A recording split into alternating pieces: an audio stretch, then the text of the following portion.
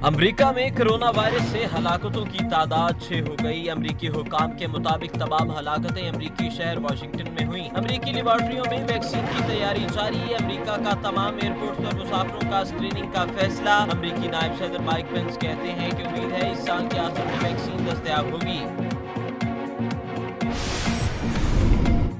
बारिशों का नया सिलसिला कल से शुरू होगा। महकमा मौसमियात के हफ्ते के रोज तक मूसलाधार बारिश की पेशगोई। लाहौर और रावलपिंडी में PSL के मैच बारिश से मुतासिर होने का खतरा।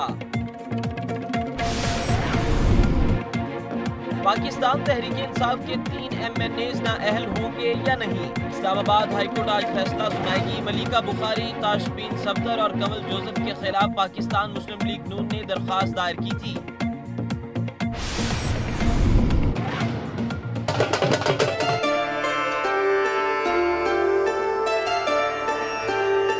लाहौर में पंजाब की सकाफत के रंग बिखर गए। जश्न बहारा का मेला सज गया। बारबेक्यू, गोलगप्पे, बर्गर, साग और पतंग की रोटी के स्टॉल्स लग गए। ढोल की थाप पर रक्स ने समा बांध दिया।